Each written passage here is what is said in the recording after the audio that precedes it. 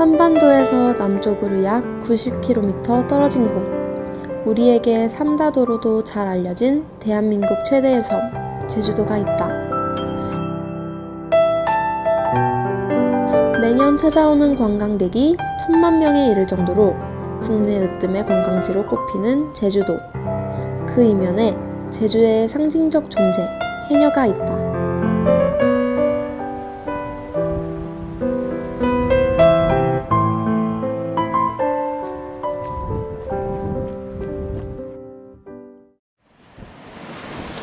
아직은 바닷물이 찬 이른 봄날, 바닷가 한쪽에서 해녀들이 물질을 하고 있다.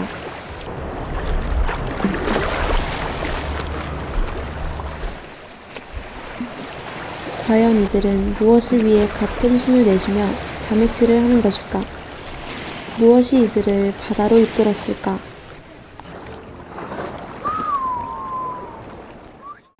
지난 3월, 정부와 제주도는 제주 해녀 문화를 유네스코 인류무형문화유산으로 등재시키기 위한 신청을 했다. 세계유산 등재를 통해 점점 줄어드는 해녀의 가치를 세계에 알리고 제주 여성의 자긍심을 높이자는 것이다. 그렇다면 이들이 말하는 해녀 문화가 도대체 무엇이기에, 또 어떤 가치를 가지고 있기에 세계유산으로 등재하여 보존하려는 것일까? 이런 궁금증이 꼬리에 꼬리를 물며 이어져 나는 결국 제주 해녀의 문화와 그 가치를 찾는 여정을 떠나기로 했다. 제주특별자치도 제주시 구좌읍. 이곳엔 해녀들의 역사를 한눈에 알아볼 수 있는 해녀박물관이 위치하고 있다. 제주의 독특한 해녀 문화를 전승, 보존하고 사람들에게 해녀의 가치를 알리기 위해 설립되었다는 해녀박물관. 먼저 나는 이곳에서 제주 해녀의 삶과 역사를 알아보기로 했다.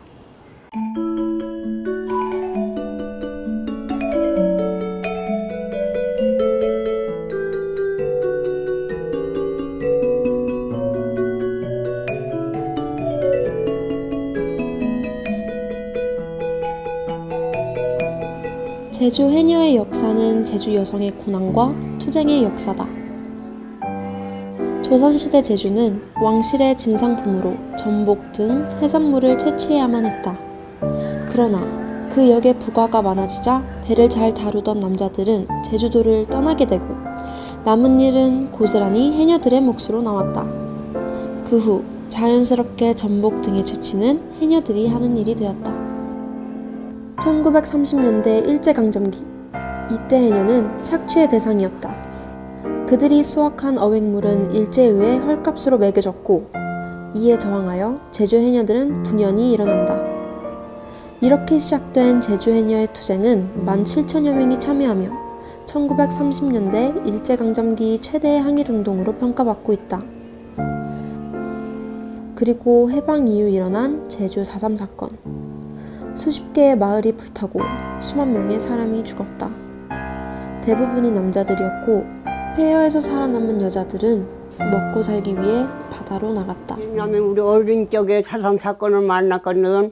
4.3 사건 만나는 이제 12살이야. 우리 8살에 4.3 사건 만났어. 그러니까 막 먹을 것이 없으니까 8살부터 무용 해녀 힘배워가지고 12살 되니까 먹을 것이 없으냐. 해녀질을 해야 뭐 미역이라도 따고, 그때는 미역도 따고 그러도 따고, 그럴 때는 미역 따당 퍼라 그네 이제 먹어 살려 하면 어떤 그렇게 해서 해녀질을 배웠다. 제주 해녀의 특징은 이들이 철저하게 공동체를 이루어 생활한다는 것이다. 마을별로 조직되어 있는 잠수회는 해녀 사회를 유지하는 원동력이다. 마을의 바다밭을 공동으로 관리하고 함께 해산물을 채취해 판매한다. 매년 음력 2월, 제주 어촌마을에서 열리는 영등극과 잠수군 역시 해녀 공동체가 주축이 되어 이루어진다.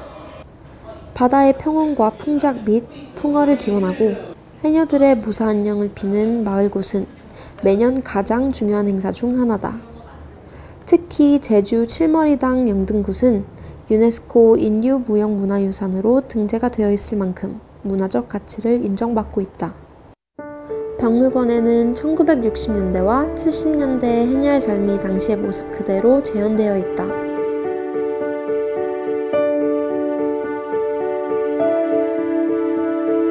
그중 가장 놀라웠던 것은 바로 제주 해녀의 고달픈 삶이다. 예부터 제주 여성은 집안일, 밭일, 물질 등 집안 살림만이 아닌 가정 경제를 지탱하는 몫까지 담당해왔다. 오죽하면 제주 여성들은 스스로의 삶을 소보다도 못한 삶이라고 말했겠는가. 물때가 되면 바다로 나가고 그렇지 않은 날엔 밭을 일구면서 1년 365일을 쉬지 않고 일했던 제주 여성. 이러한 제주 여성의 근면성이야말로 지금의 제주를 키운 밑거름이라고 할 수 있다. 여자이기 이전에 해녀라는 그 이름이 어떻게 보면은 독립적인 어떤 존재로 이렇게 만드는 것 같고, 정말 나이가 드셔서 거동이 불편할 때까지 계속 일하시고 그거 모은 거를 한 번도 자기를 위해서 쓰는 게 아니에요. 다 자기 자녀, 손자들을 위해서 쓰시는데 또 그런 원동력이 지금의 제주를 만든 게 아닌가 싶어요.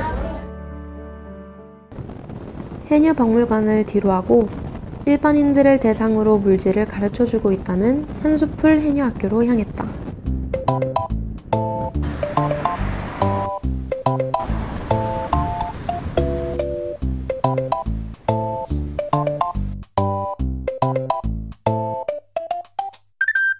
가는 길 곳곳에서도 제주 해녀들의 흔적을 어렵지 않게 발견할 수 있었다. 제주도는 해녀의 섬이라는 것을 새삼 다시 한번 느낄 수 있었다. 내가 찾아간 날은 아직 해녀학교가 개강하기 전이라 아쉽게도 학생들의 수업 모습은 볼 수 없었다. 하지만 해녀학교의 교장을 맡고 있는 이학출 계장님으로부터 해녀에 대한 이야기를 들을 수 있었다. 제주도 해녀는 뭐냐 하면은 지금까지 그 제주도의 그 경제나 가정을 지켜온 기둥입니다. 그분들이 모든 걸 했거든요. 삶 자체였죠. 그게 그때는 한 15살 정도 되면은 해녀를 시작했었으니까. 오랜 세월 제주 여성들을 상징해오던 해녀는 1970년대만 해도 15,000명에 달할 정도로 구수가 많았지만 지금은 지속적으로 감소해 5,000여 명 정도에 그치고 있다. 그나마도 80% 정도가 60대 이상의 고령이고 50대 초반만 되어도 아주 젊은 축에 속한다. 해녀의 명맥이 끊어져 가고 있는 것이다. 나이 어린 사람들은 다 직장 다니고 우리 나이로 우터는 다 이제 물 바다에 안 들어가. 이제 늙어보니까 이제 제일 어린 사람이 40대 50이라 하나 한 사람. 그 다음은 다 60대 65세 70대 난 사람이 다 한 이제 한 70명 밖에 안 돼. 그 배에 타면 전일 배가 한 300명 되났거든. 300명이 되는데 그 사람이 맨 딱 할망돼서 돌아가셔 버리고 이제 나이가 먹으니까 이제 다 아니하고 그러니까 이제 한 70명 밖에 안 돼. 40대 50대가 해니 없다는 이유가 부모네들이 이제 하면서 자식을 시킴도 하고 이렇게 끌어가는데 결혼하면서 이제 살면서 했는데 그 외에는 왜 해녀가 없는 내가 자식을 낳으면 공부시켜서 공무원 직장생활 보내가지고 해녀를 안 시키겠다.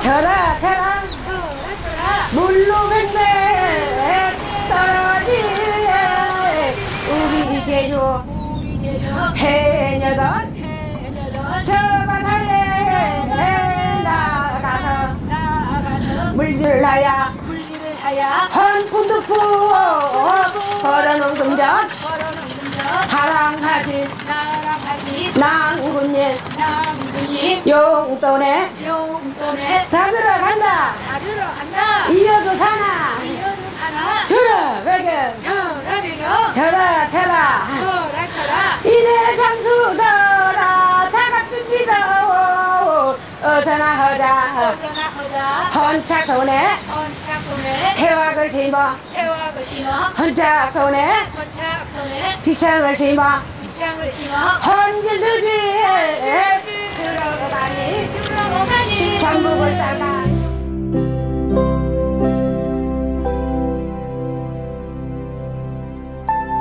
저승돈 보러 와서 이승자식 뒷바라지한다 라는 해녀들의 말이 있다. 그만큼 물질이 목숨을 담보로 하는 위험한 일이라는 뜻이다. 그럼에도 불구하고 고령의 나이에도 제주의 바닷속을 누비는 해녀들이 있다. 알아주는 이 하나 없어도 그들의 어머니가 그랬고 또 그 어머니가 그랬던 것처럼 그 자리를 지키고 있는 해녀들이 있다. 제주도가 보물섬이면 제주에 사는 해녀는 인어공주다. 제주도 역사고 경제고 삶이 먼천입니다. 해녀를 알기 위해 떠난 여정. 해녀를 알게 됨으로써 제주를 알게 되고 해녀를 이해함으로써 제주를 이해할 수 있다는 생각이 들었다.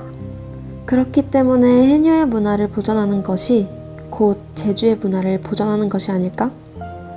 강인하고 부지런한 제주의 해녀야말로 제주도를 키워온 제주의 어머니라는 생각이 든다.